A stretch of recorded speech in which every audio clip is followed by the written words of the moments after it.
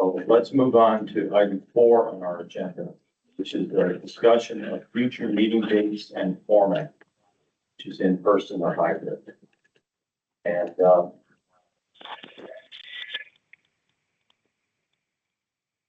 thought we had pretty well established for the first Wednesday, and we've got it scheduled for ongoing meetings. So I don't know if there's any proposal for changes to that.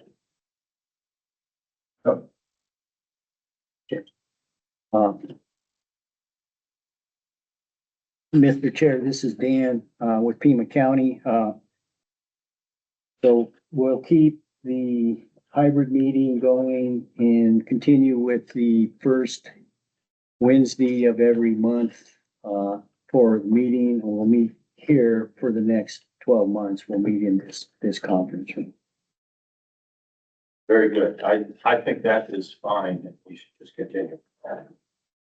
If anybody has any other objections?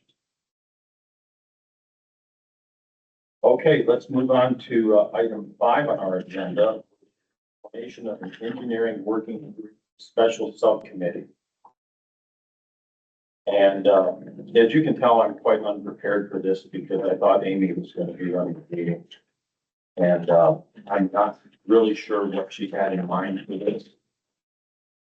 So again, I think we need to refer to when we have the president.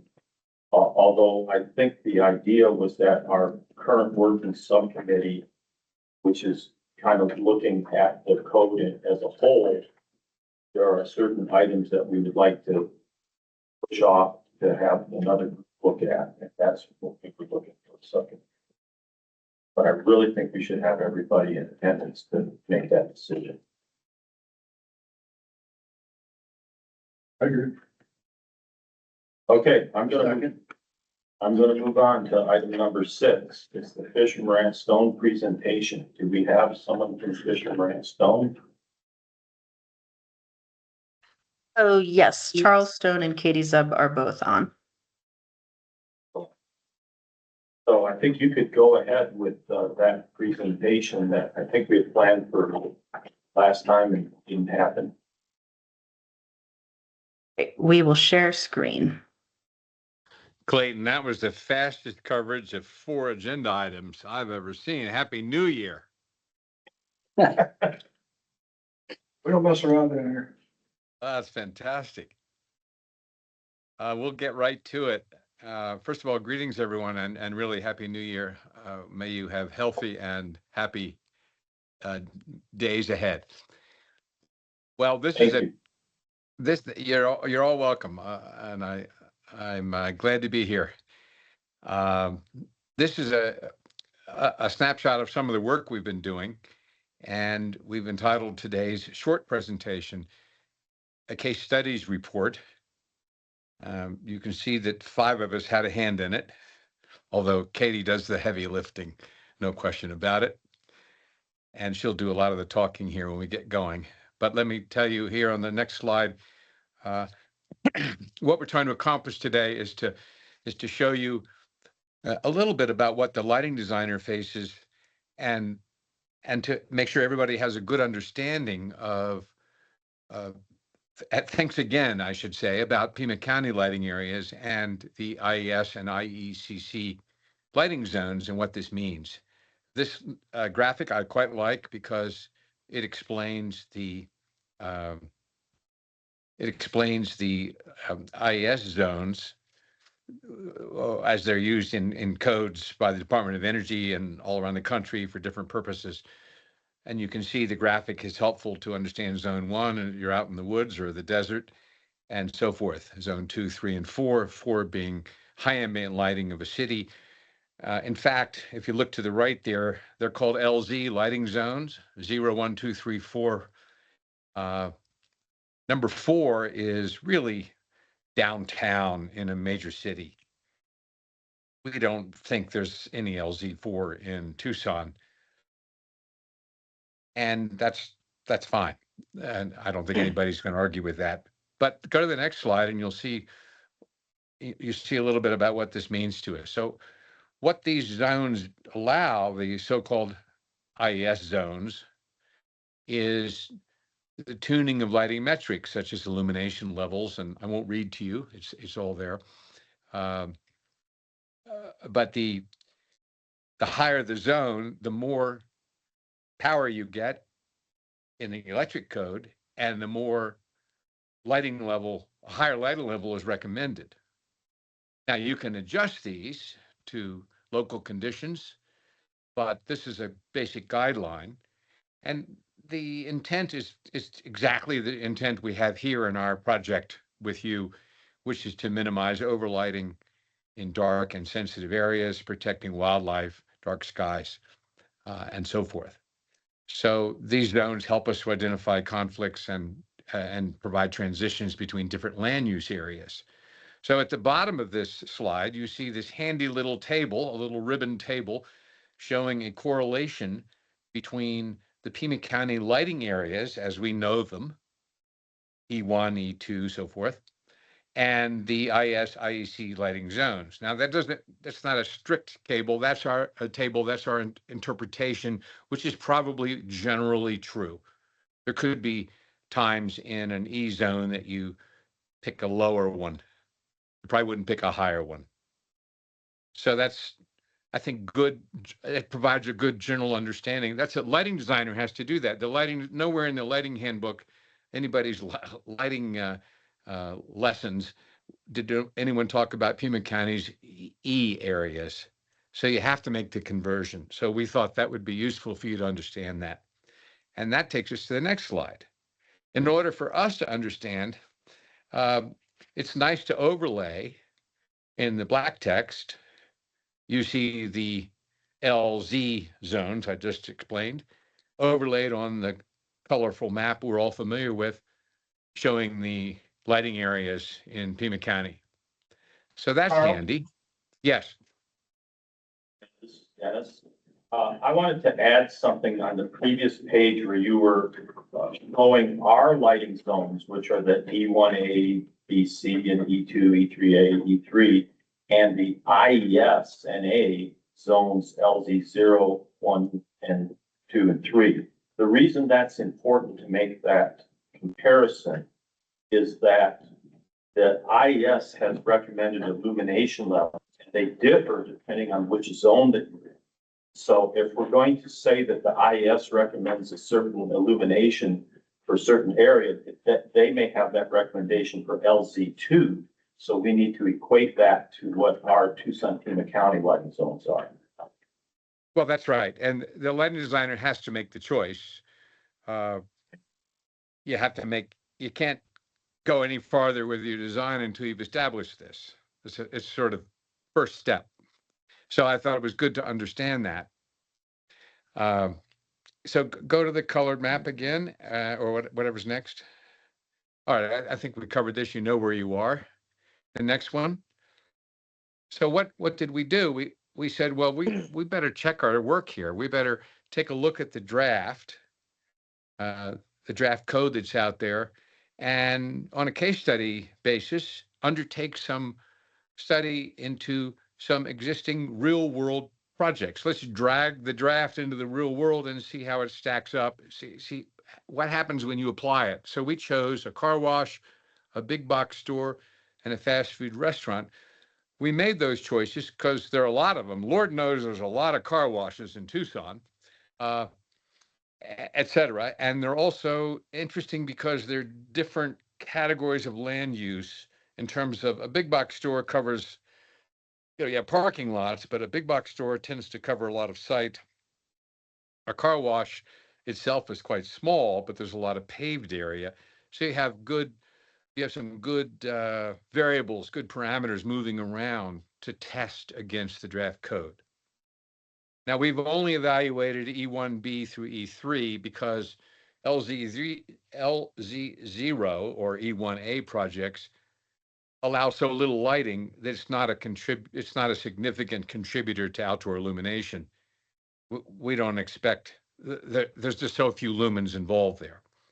So we looked at these particular projects and we used the draft 3000K lumen cap tables using the fully shielded compliance path because it's the most straightforward. Katie, let me turn this over to you. Tell us about the 3 studies. Great. So we have a summary page for each of the 3 case studies evaluated. They're formatted the same.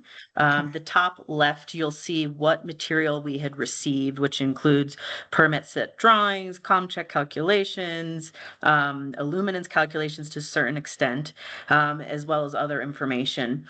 The bottom left summarizes what actions we took. How did we act on this information? And the right side is our findings. So we'll hone in on the findings specifically, but of course, feel free to read the other information over on the left side. So as Charles had noted, car washes specifically, the majority of the site is taken up by paved area. Whether that be vehicular or pedestrian walk areas or service stations, which from a lighting standpoint would require illumination across the full extent of the site. And as we had noted, the different lighting zones require different or recommend different light levels based on lighting zone, with the assumption that other adjacent properties also have increased illumination as well.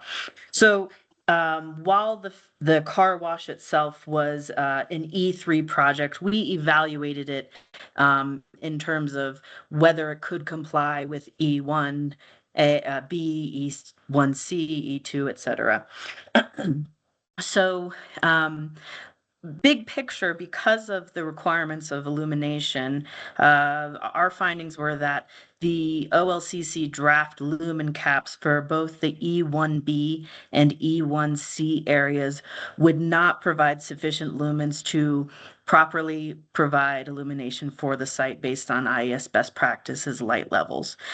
This means that either portions of the site would be underlighted, or in order to achieve target light levels, the lumen allowances would need to be increased.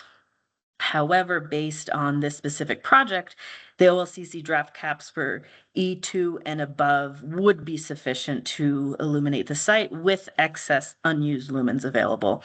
Note that these lumens could be used for additional illumination of a facade element, for example, or other non-necessary for walking or driving surfaces, for example. Moving to the big box store, again, as Charles had noted, a large portion of the site is taken up by parking spaces, which require a lower light level than pedestrian walking surfaces. The project we also received had a large area of undeveloped landscaped areas, which would not receive any amount of illumination. So all of the lumens were more focused on a smaller footprint of area. Given that, the material we received, there were portions of paved or pedestrian areas that were underlighted. We did see some 0 values across the plan. Other areas would be deemed as overlighted, on average 0.5 foot candles across the site, which is higher than recommendations just based on the land use. As documented, the amount of lumens utilized would achieve the draft cap for the E1B areas, which is the lowest allowance, with 99% of lumens used. So it was right under the threshold. However, given that there were areas that were underlighted and areas that were overlighted, if that was redesigned to achieve best practices, we found that compliance is likely not achievable. However, for E1C and above, the OLCC draft caps were likely achievable with excess unused lumens for E2 and above.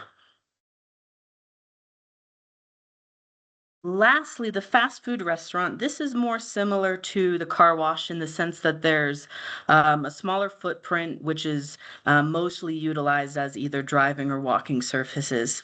However, uniquely, the fast food restaurant had a lot of excess unused, I'll say, exempt lumens.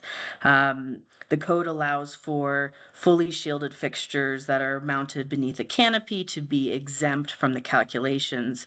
We found that about 40% of the overall lumens utilized on the site were considered exempt.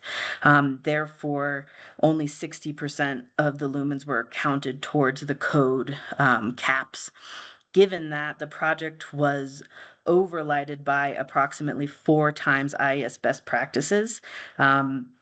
However, as Charles noted, there may be specific owner requirements or other reasons why a site may be deviating from IES light level recommendations.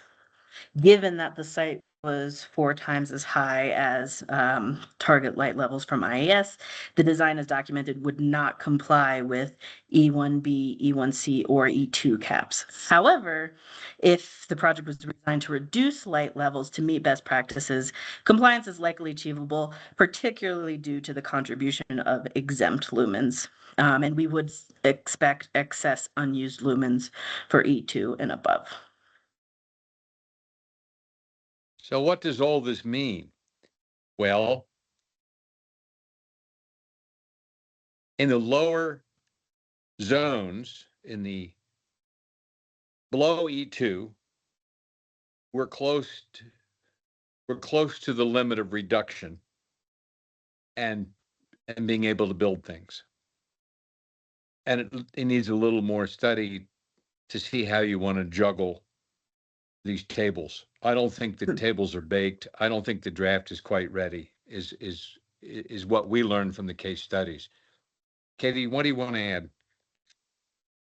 I think the other contributing factor to this is primarily the reason why the lower light levels are more difficult to achieve is, in fact, because the light levels are so low that in order to get a consistent uniformity across sites, you just need more fixtures, which requires more lumens to be distributed. So it's an interesting dilemma that they require less light, but they need more lumens to balance out the uniformity, whereas we're not seeing that issue once you get to E2 and above. We have sufficient lumens to be able to modulate both the target light levels and uniformity requirements established by the IES.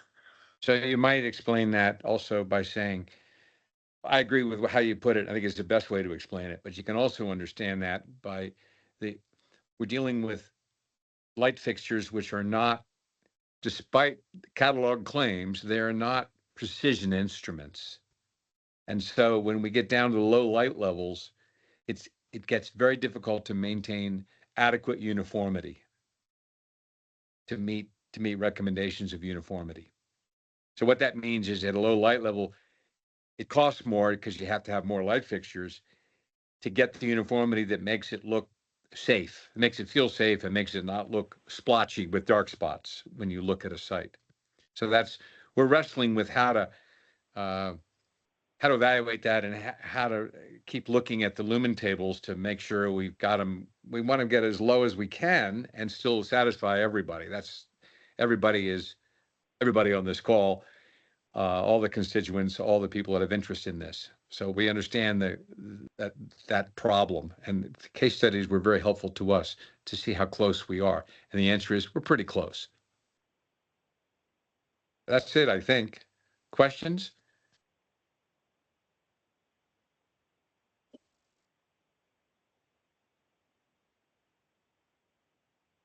Reason you didn't include any site plans with maybe the photometrics and what IES standards are being applied to each site plan?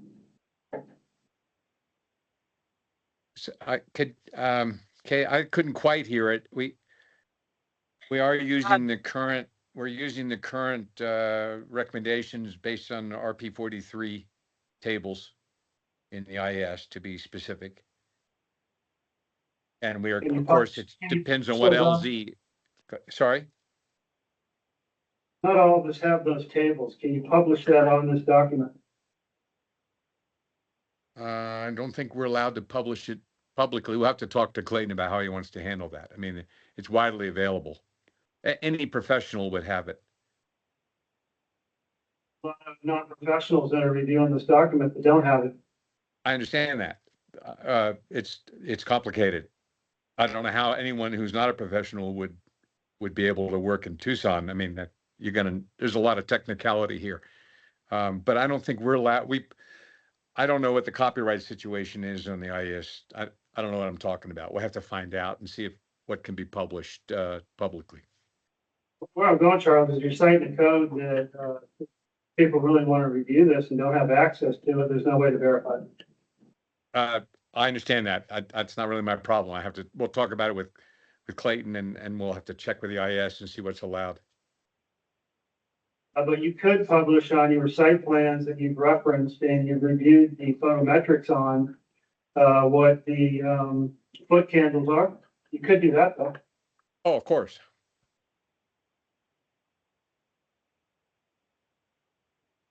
I heard on the E1 and 1As, I don't know what they are, that those would not fall within IES code. Is that correct?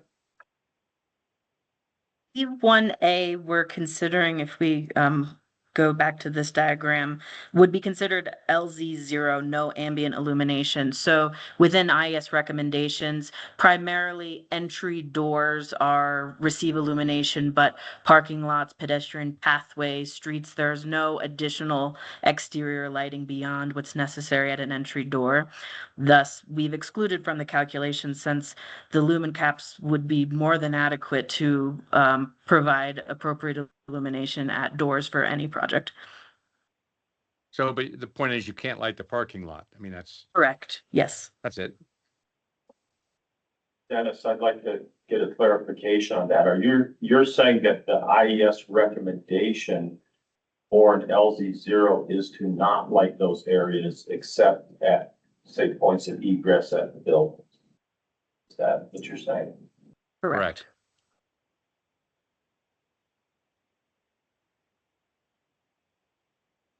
And that's specifically to address the concerns of the committee with regard to dark skies. That's why it's LZ0. Katie, you mentioned that 40% of some of the lumens were not accounted for, 60% on the fast food establishment because of overhangs. What if that prototype or whatever one you guys are looking at didn't have overhangs and all of the lumens were calculated? Did you look at that scenario? We didn't specifically look at that scenario, but we presume it would be similar to the car wash, in which we would likely be either not compliant or very close to compliance for the E1B, and possibly E1C, E2 and above. I think in every scenario, what we found E2 and above was more than sufficient to be able to provide recommended light levels. Like you guys use a 3000K, there's been some variations of the revised outdoor lighting count going down to 2500, 2200, 2700, and it looks like you stayed at the higher end in 3000. Is that correct? Correct, because the caps in the code were lower. So our thought process was, these are the most restrictive caps. If we can't comply with these, then we wouldn't necessarily need to evaluate 2700 since we have more. That's not to say that the 2700 cap for the same E1B would be sufficient. We hadn't done that level of assessment. So also the 3000 Kelvin, every light fixture manufacturer makes 3000 Kelvin exterior lighting. Everybody does. So it's the most straightforward path.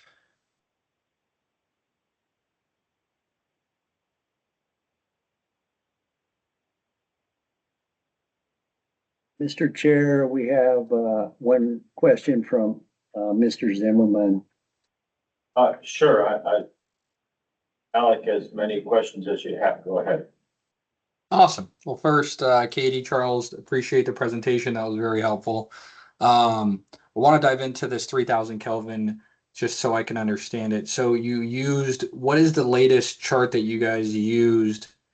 Right, because the 3000 Kelvin and the latest, correct me if I'm wrong, has even a diversification taken away from it too, right? The caps that we had assessed, I believe, were the draft issued in October for public comment.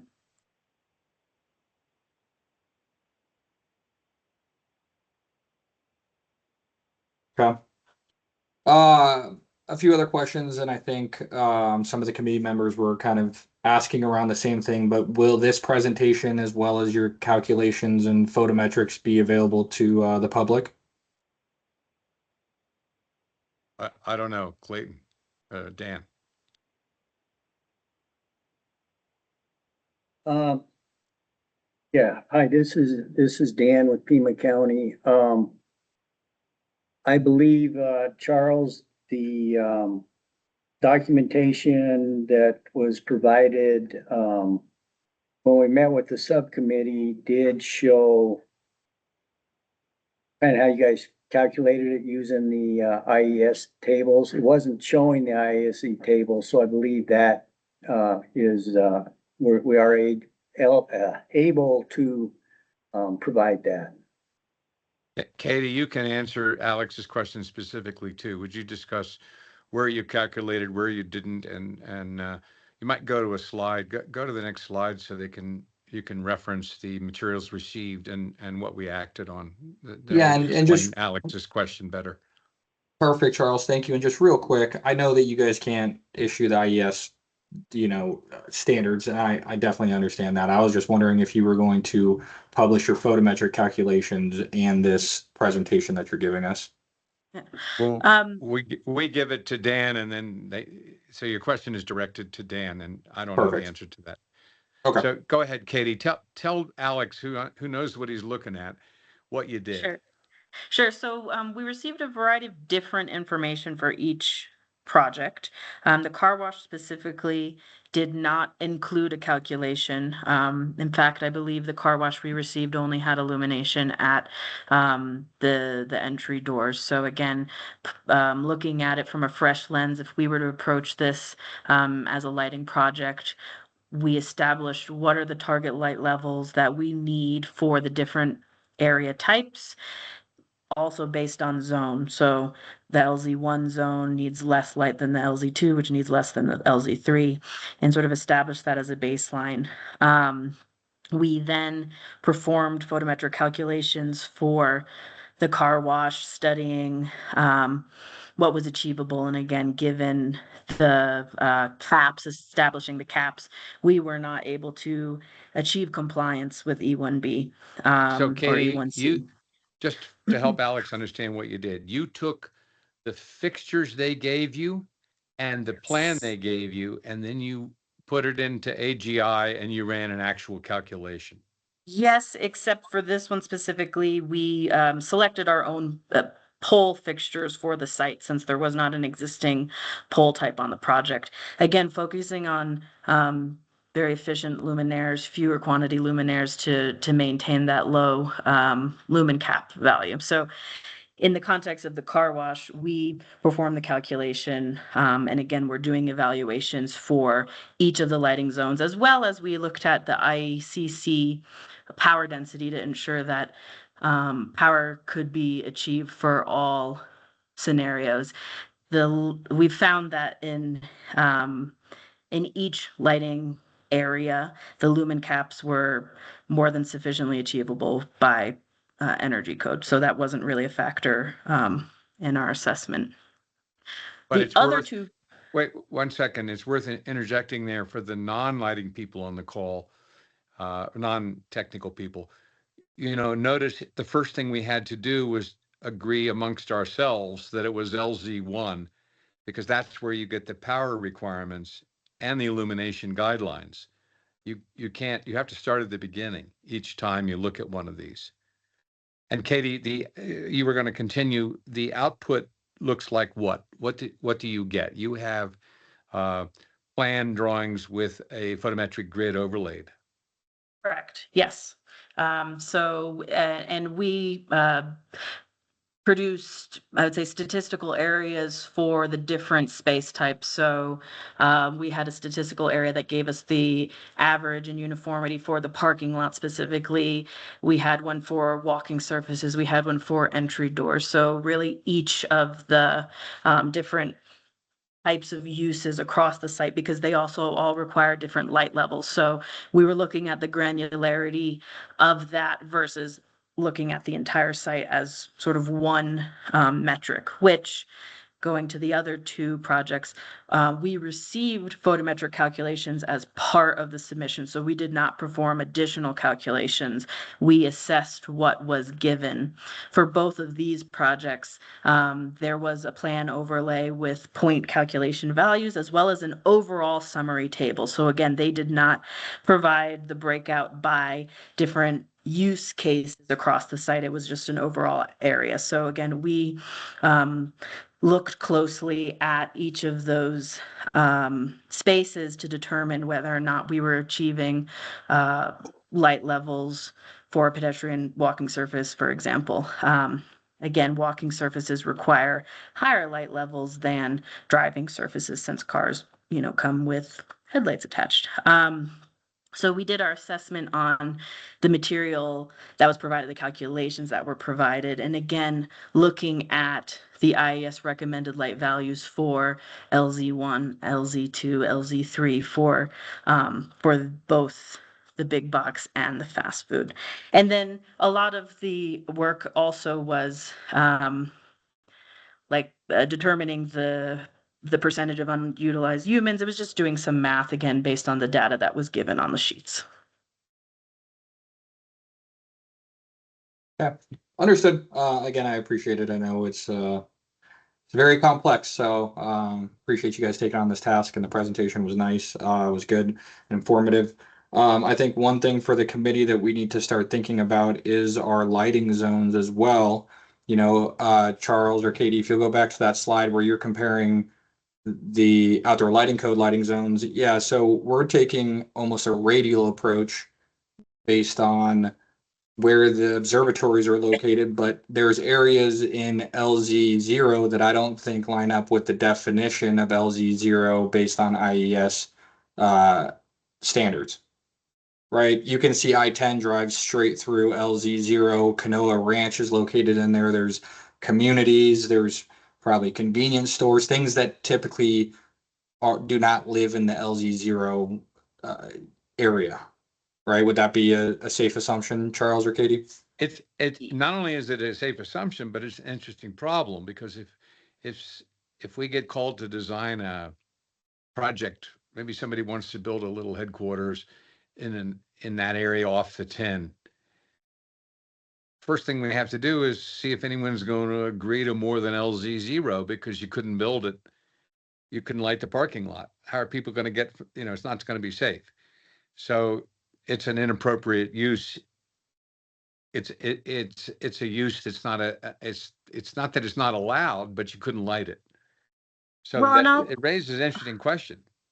Well, I'll chime in also in that we did not recommend that the outdoor lighting caps for E1A be eliminated. There still are again more lumens necessary than what would be recommended by IES. So to your point of there possibly being a project that would need more illumination, I think it is a little bit of a gray area, but in terms of how the code is currently written, there are lumens available to distribute, and it would be again at that point through the design team to establish, well, are we going to consider this in LZ1 for this specific project or not? So we're just clarifying that we took sort of a line in the sand stance that we weren't going to evaluate the LZ0 caps because they're lower than the E1B cap, and therefore, if we can't meet E1B, we likely are, not meeting E1A regardless. So, which is, Alex, which is different from trying to figure out the land use zone. Correct. Yeah, so we Yep. understand the problem. If you wanted to build something there, you'd have to determine that were in an LZ1. Now, and our overlay of the bold LZ text here on this colored diagram is just how it maps out, not, it doesn't say that every project in every zone and in every colored area is the same LZ, but that's the implication from the way the zoning is done. So Yeah, and you're trying to and correlate the IES and our outdoor lighting code, right? we have to start somewhere. Yep, and that makes perfect sense. I just want to make sure that the committee is seeing that and that we may need to think about it differently than just a radial distance from said observatories. And then my last comment, and maybe this is more to Dennis.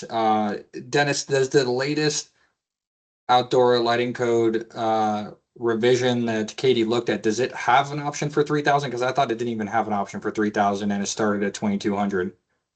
We're keeping the 3,000 at this time, but given your draft presentation to the subcommittee, I think that we have a lot of work to do on blue caps and what those values would be in all the various Tucson, Pima County lighting zones.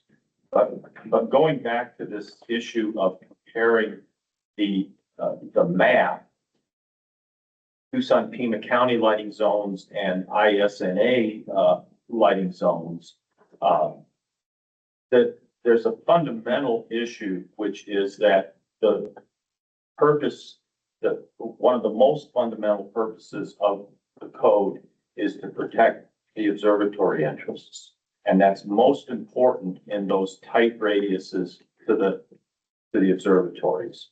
And I'm quite certain that the observatory interests are not going to want to entertain higher light levels within those tight radiuses. It's just not, they'll never get a buy-in from them. I also believe that the present lumen caps that have been presented are not going to be able to be made any tighter in those areas either, because they're already too low. So they're probably a given to stay as they are. So the real discussions have to be in our area, E3, E3A, and E2, and what adjustments could be made there. And then that perhaps is something that needs to be looked at. Are those in the right, are those areas in the right location? And that would help with light levels in those areas. Dennis, we've looked at a lot of this and we're just not ready to show it to you yet. We'll have to get back with our group with Dan, and we have to keep working through this. So for the benefit of Alec and Rod, we had a more in-depth presentation from the consultant. And they're only giving you essentially a brief overview. And the subcommittee felt that the initial presentation was not really ready in total to be put to the full committee. And since we got that initial draft in the subcommittee, we have not had a chance in subcommittee to evaluate it any further. But we did feel that at least the methodology of what they were trying to do, which was to model certain projects that had been submitted for permits and see, will those projects capable of complying with the proposed code? That's what this full study is showing right now. I think there are problems though, because I believe there are many other building types that are going to have problems with the lumen caps. And, these are all three of them are saying, yeah, you can build them in E2. Personally, I'm not convinced of that. I think that there will be some problems with different iterations of projects. Perhaps these specific examples could be, but I think we're on thin ice taking this too literally right now. I think that we're going to need to allow more lumens than this study is suggesting. That's my opinion. Dennis, I agree. the packet feels somewhat neutered, but there's some information that's possibly missing. And we're getting that low and not being able to eliminate a site. The problem is, we need a working subcommittee with 5 members instead of 3, but we can't do it legally. And so our present subcommittee is trying to continue with this. I'm very happy to see everything we've gotten from consultant. They've given us a lot of good information here. But I do think the sample is pretty small. And, I am aware of even my own projects where, we could never provide IES recommended light levels within looming caps in certain, and achieve the results that the owners want to do for the property. So, this needs a lot more work. From the, I want to Any- comment, when we picked these projects with Dan and Clayton, we were trying to approach things that would give us a variety of viewpoints. You know, we wanted the different size projects, the different typology and the different use types. And it's good that we got different levels of documentation too. Some of the documentation we got was of higher quality than others, all of which is life. That's real world stuff. So it was good to be able to go through that, and our take on it by using the 3000 Kelvin, because it's the simplest. Everybody is still thinking that way. If you scratch a guy doing exterior lighting, he's going to say 3000 Kelvin. That's already warm in their minds. So the steps down from there is a level of refinement and going to be unique. It's going to be unique in some ways to communities like this one, where we want to really pay attention to what's best for the dark sky. So we understand all that. That's why it was really interesting to do these case studies and learn what we did. So now, you did a case study, which was for apartment building, and that was not included in this presentation today. And that has some interesting issues with it. And I don't know if it's worth going into right now, but, and Charles, you can explain it better than I can, but one of the issues with the residential is, identification of persons that might present themselves in the front door of the apartment, both to the Right. main door of the building, but to individual units as well. And if you have outside circulation, then you need an amount of light, to be able to identify who's knocking on your door, so you can make decisions. we that. did a study. We did a study, and of course, it's immediately obvious to any technical person who looks at it that half of your lumens go to light the doors. And so we're really digging into that a little bit to come up with some maybe thinking out of the box alternatives or some other ways to handle the lumens to make sure we're appropriately considering what are fully shielded lumens, what matters most. So we want to do some more work on that before we present it. Yeah. The other thing that came out of that, though, was the fact that, all the 3 examples are single-story buildings.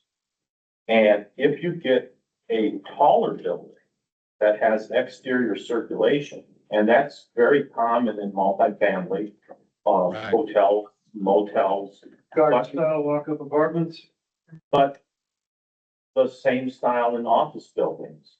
You suddenly have multiple levels that need illumination, Higher levels of illumination. and because you have multiple floors. But if you only have one, a plane that is your allowable lumens, you suddenly don't get enough light in a tall building. That's And right. again, so there's another aspect to this.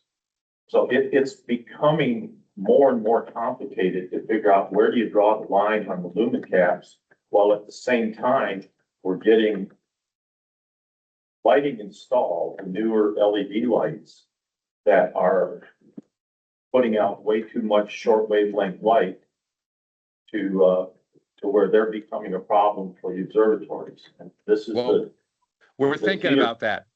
We're working on that. okay. So So what I'm not. This is certain of- Alec again. Again, I just want to thank you, or thank Charles and Katie. Appreciate the presentation. Thanks, Alec. Okay, do we have any more questions from committee members on the presentation? If not hearing any, we could. Well, Oh, go ahead. Mr. Chair, real quick, we got two members of the public that have questions. I didn't know if you wanted to hear them in case they were directed at Charles and Katie. Or if you I wanted think to wait we until the have public. time to do that. We're not going to be late. Yeah, Go ahead. all right. Go ahead, Chris. Hey, Charles, this is Chris Duffner. How are you? Hi, Chris. Happy New Year. Happy New Year to you as well.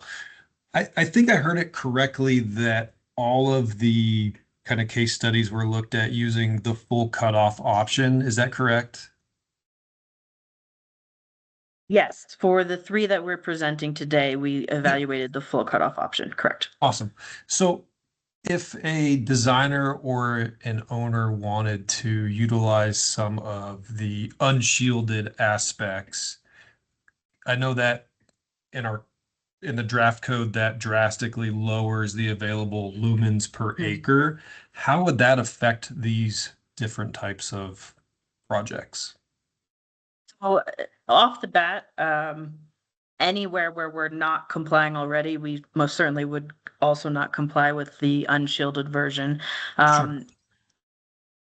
I think it's somewhat of a consideration of the project team to either reduce the amount of the site that requires lighting, right? Or similarly, perhaps certain areas are just underlighted for the use case of being able to have that uplight component. So I think there's definitely factors that could be assessed to go either direction, either within sort of best practices or accepting that best practices wouldn't be achieved in order to have this, design element included.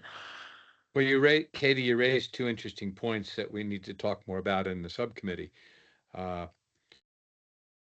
guidelines are best practices. Then there are, in some cases, code required lighting levels. The only ones you have to meet for sure are code required lighting levels, exit doors, perhaps fire lanes, egress lanes.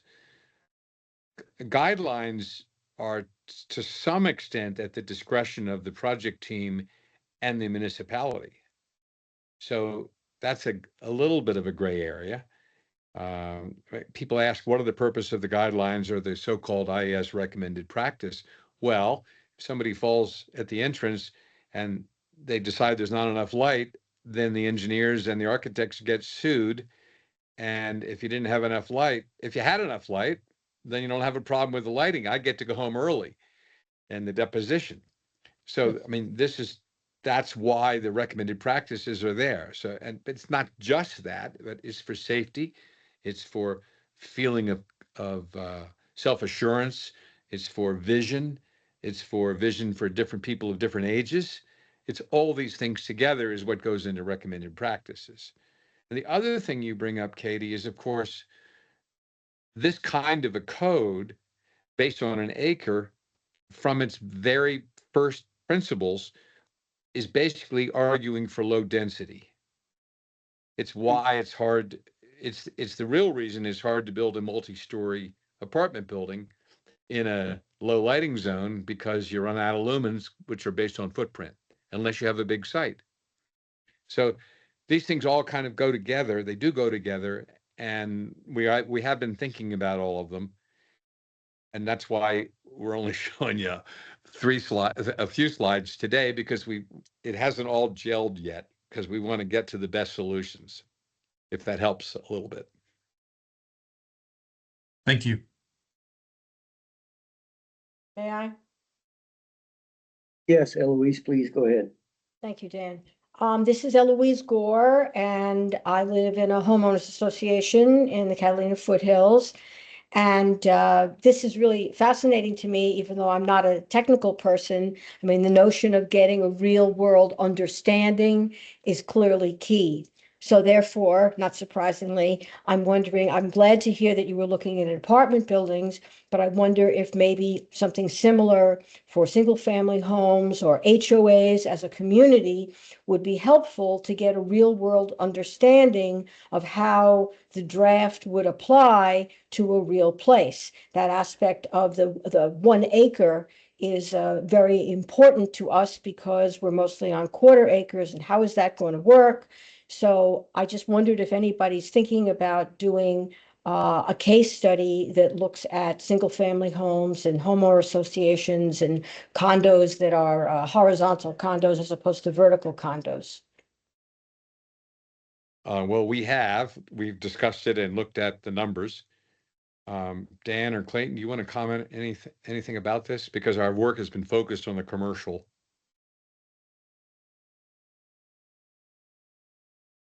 Yeah, Charles, this is Dan. I would say we haven't concentrated as much on the residential, because typically they don't have the number of lights. You're required to have one at each, exterior door, and a lot of people have them at the, garages, and we've thrown in, options for, a certain number of, certain wattage bulbs. So as far as compliance goes, the residentials typically have not been a problem to get compliance. Now, when we add landscaping lighting and other lighting that wasn't permitted, of course, that's where we run into some issues. And Dennis, I don't know if you want to talk a little bit about it. Well, I agree that when we probably should do a prototype for various residential as well as commercial to check to see how much lighting can be applied in the various scenarios. And I have done that informally, but I haven't done it in a matter of, going towards a presentation, for example. But the point is that we can't have lumen caps that are so low that you couldn't build a commercially viable, up-to-date new house and not put enough lighting on it. We need to make sure we do that. But again, it's balancing with what can the observatories tolerate. So when you move into the E1 areas, it gets tough. I think it's not so tough in the E3 areas. And the question really becomes the E1s and the E2s, are enough lumens being allowed? But the residential thing is a completely different problem because typically the house gets built and it has fairly minimal and compliant lighting. But then after the fact, the homeowners sort of customize them and then they add stuff. And that's almost never done with permits. And technically it's all illegal, but it's not really being enforced. I don't like the idea that someone is subject to arbitrary enforcement, which essentially anybody is if you have illegal stuff there. So I still question whether there's some way that the ordinary and typical things that homeowners add to their houses could be not illegal. But if it does harm, it shouldn't be allowed. So I'm not quite sure how to deal with it, but I think it's still.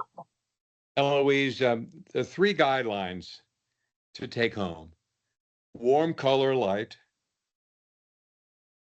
fully shielded, and low wattage. So that's I just made balloons. I didn't mean to do that. Yeah, that's pretty good. Good. Good, I'm glad that Something wasn't I did with intentional. my fingers. How did I do that? Okay, sorry about that, but I mean it. Those are the 3 things. And we are going to look at this. It's, we can't expect, I think everybody on this call knows more about lighting than everybody going to meet on the street today. 'Cause Even you're me. listening Even you know a lot about it now. So take heart. We are looking at this. We're trying to come up with common sense stuff to write down that people can understand and feel good about, because we're going to make dark skies and they should feel good about it. Right. So And I would add one other personal note. I've said it before, I think even in this large call, maybe.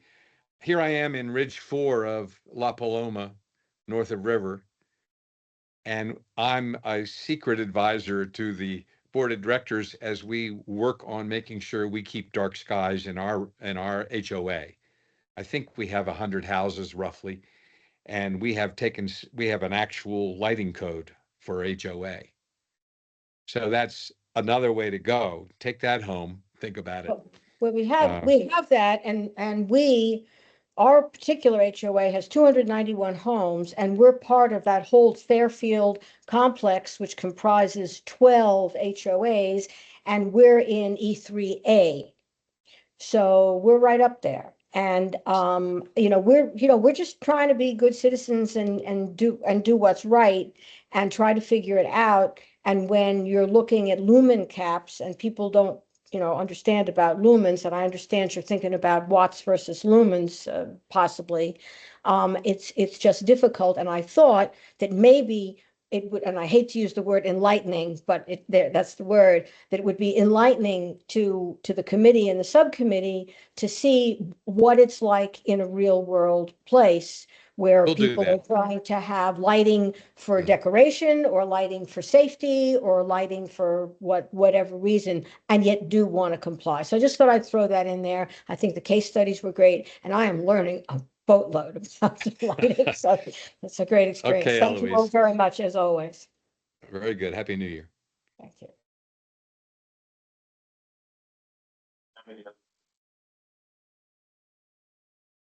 I have a question, I think for Katie. When you looked at the lumen caps, the allowable for the E1 areas, did you take the 3,000 Kelvin cap in those areas, or did you use the LED amber cap? 3,000 Kelvin.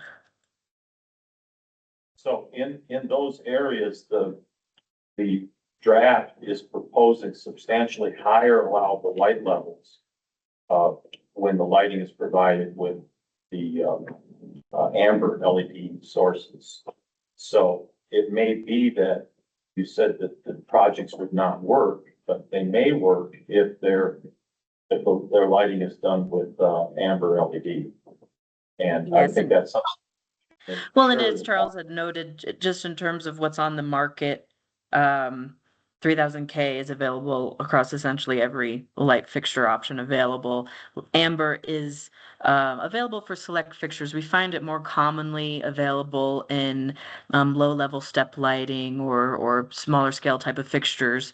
But yes, we did not do a secondary evaluation of amber sources to verify if the amber caps were adequate.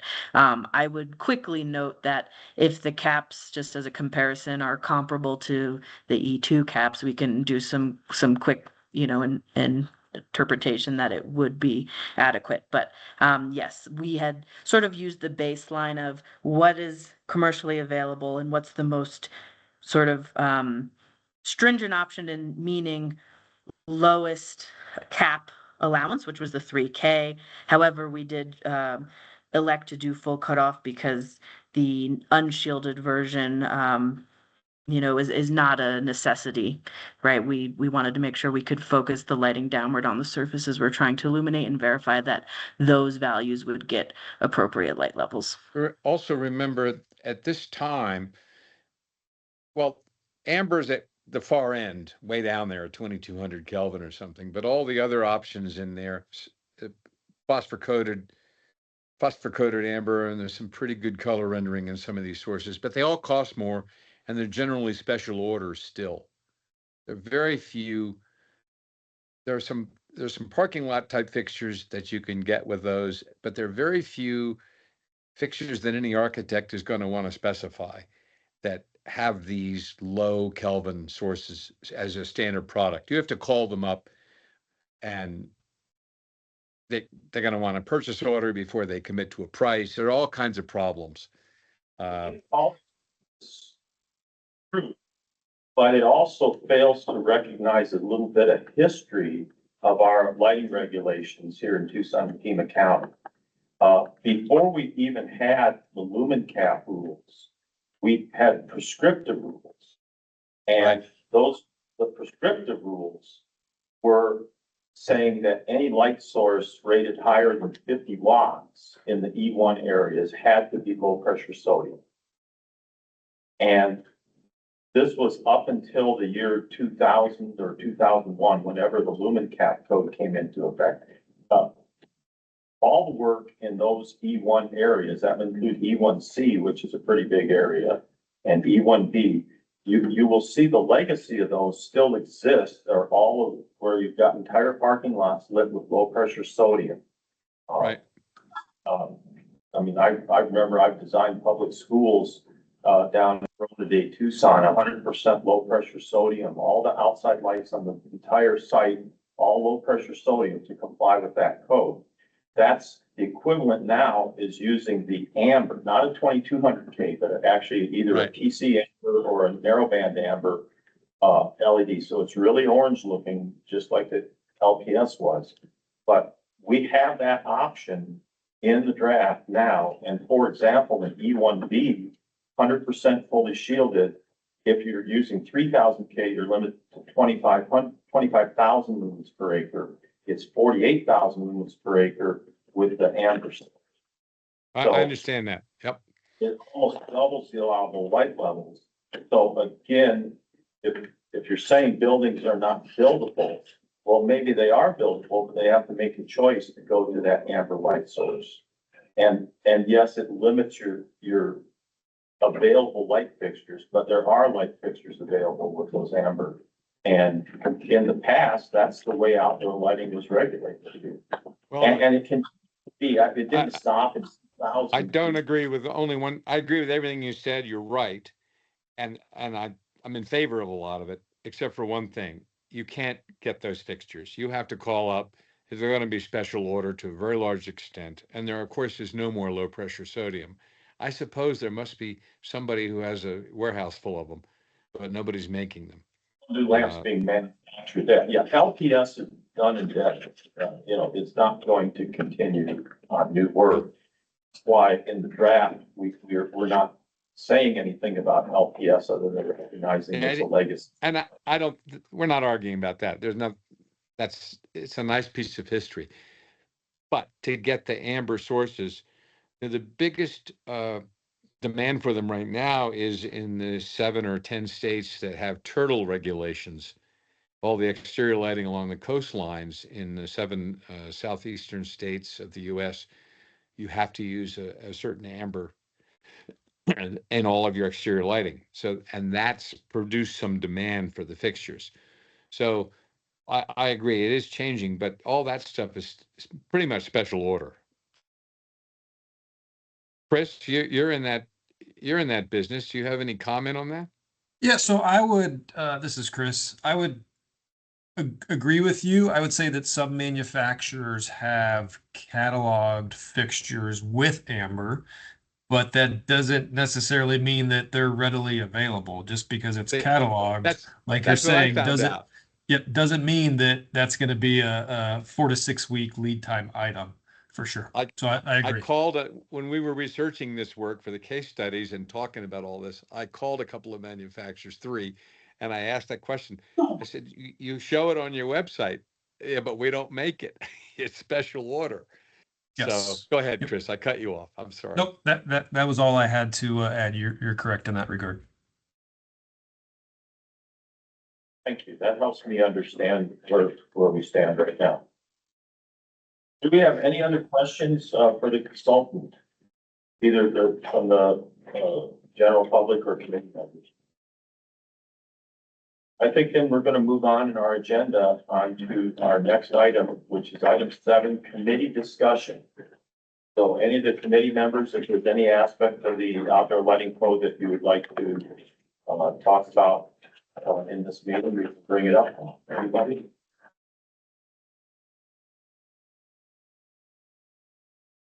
I'm not hearing any, so I'm gonna close that item and we're gonna move ahead to item 8, and it's called to the audience. And at this time, anybody attending, if you have any comments, you're welcome to bring them up.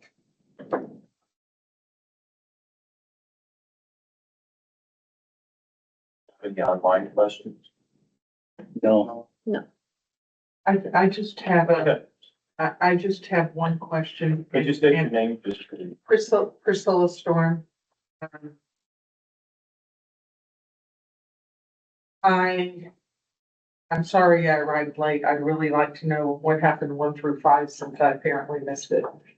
But, in listening to the consultant, my understanding is that they applied the LZ1 across all of the case studies. Is that correct? As their Are they baseline? still here? Oh, because I think you said the first thing we had to do is establish a baseline, and we selected LZ1 and we use that as our baseline. And then we use that as the point of comparison for the different lighting zones and case I study. think essentially that's correct in that LZ1, they equated to our areas E1 and E1C. And the point was to see if you could develop those sample projects and meet the IES recommended light levels within the lumen caps percent. C, and it would be using the 3,000 Kelvin lumen caps.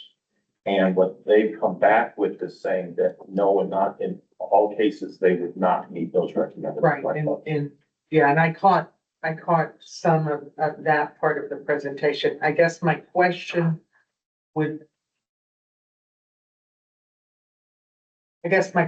is if we're writing an ordinance with a focus on the E1 zones, it's one thing. If we're writing a regional ordinance for all the zones, it's another. So I guess if I understand it correctly, was there consideration of using LZ2, for example, or some other one? Because he did specifically say we selected LZ1 because the primary focus was protection of the observatories and not preservation of the night sky by a reasonable standard. I believe that what they presented is that every project would be designed and comply with the LZ2, which would be like our area E2 lumen caps, and would be able to have illumination compliant with the IESNA recommended practice. That's what the consultant is saying now, and that's using the 3,000 K lumen allowance, lumen cap. So that, the implication is then with that at the E2 level, enough light is available to meet ISNA recommendations, at least on these 3 projects presented. And, okay, I just sort of. And I added- personally don't think that will hold up on other projects. Yeah, depending on how you write the scope of work, is what you get on the, in the report. And so I was just curious about what those selection criteria were at the very beginning. Yeah, that I don't know how they pick those projects. Yeah. I do continue to empathize with the challenge of this committee as it relates to the subcommittee, the committee as a whole, and the stakeholders. And kind of, I think, trying to want to operate in a way that is transparent and accountable, but sort of being constrained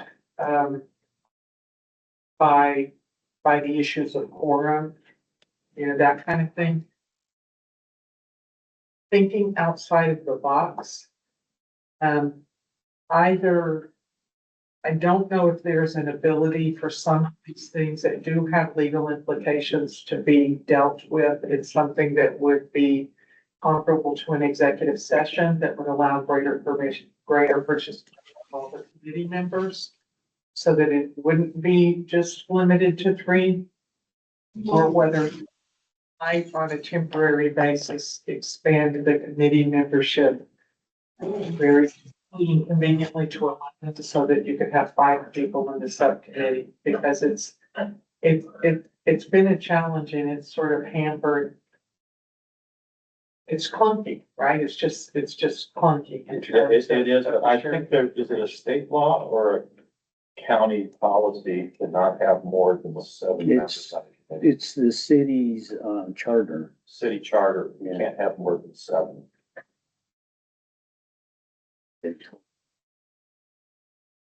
But,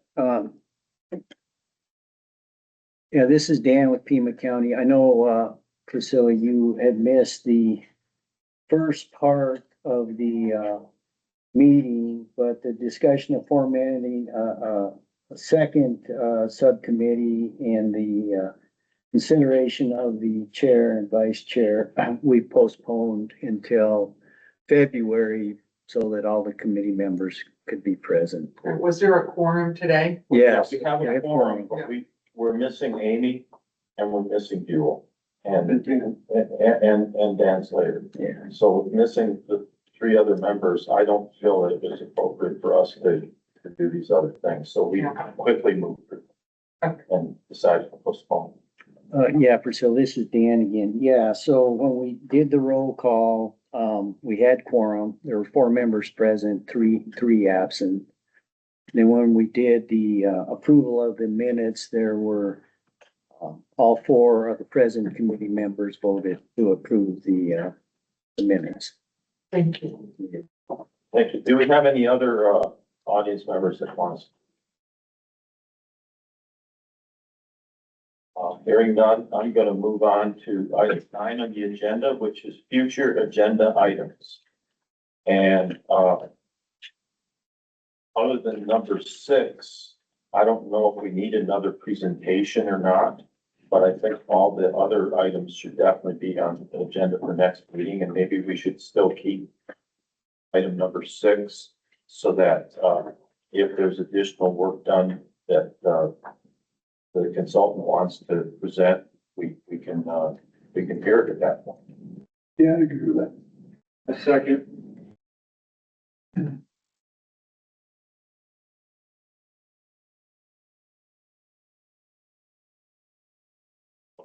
I think we. Now at item 10, adjournment. We don't need to make a motion or a second. We're adjourned. Thank you, everybody. Yeah, thank you, everybody. Have a good day. Thank you.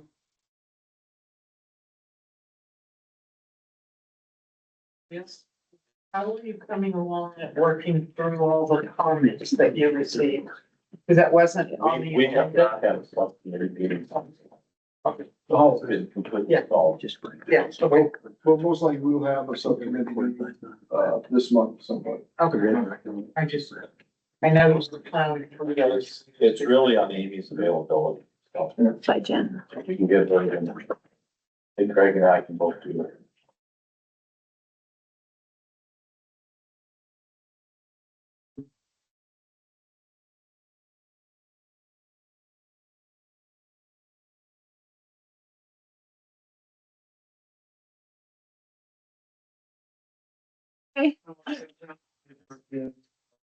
Just for reference, so you know faces, I'm Wrangler Red.